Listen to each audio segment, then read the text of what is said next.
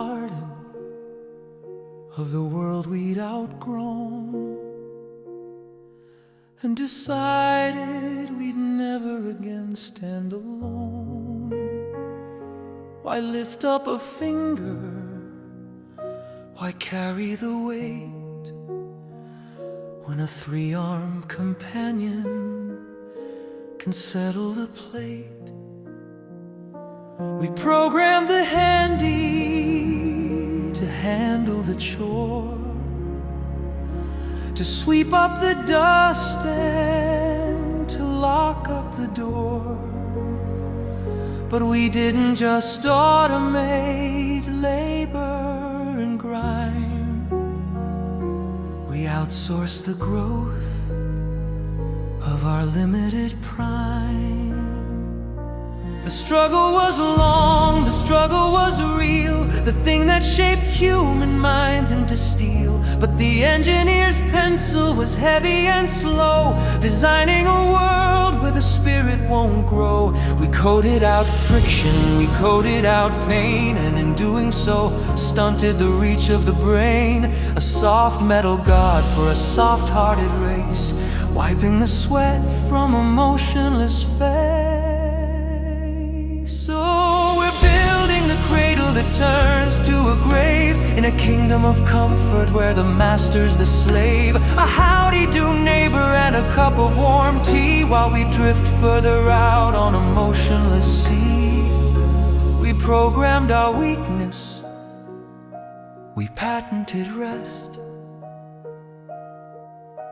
and failed the only significant test. The RobCo technicians, they thought they were wise, concealing the very resistance from our eyes. For they didn't see that the muscle needs strain, that a life without labor is a life in a chain. We're the last men of legend, content in the shade, terrified of the very world that we made. We've limited the struggle, the engine of change, and traded our wings for a domestic range. There's a rot in the marrow that starts with a chair, a pathetic surrender to the lack of a care. We're soft-bellied creatures with porcelain bones, clutching our luxuries and digital thrones. The sin isn't hunger or anger or pride, it's the hollow indifference we've nurtured inside. A race of ghosts too heavy to rise, with the look of a pet in our glass-filmed eyes. We've engineered helpless and called it a win, the most cowardly version of original sin.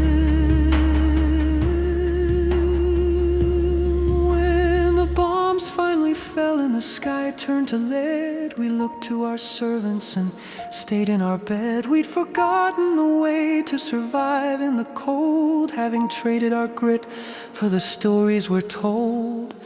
The Mr. Handy is loyal, he's polished and bright as he cleans up the bones in the glow of the light. He's doing his job with a circular grin, the only thing left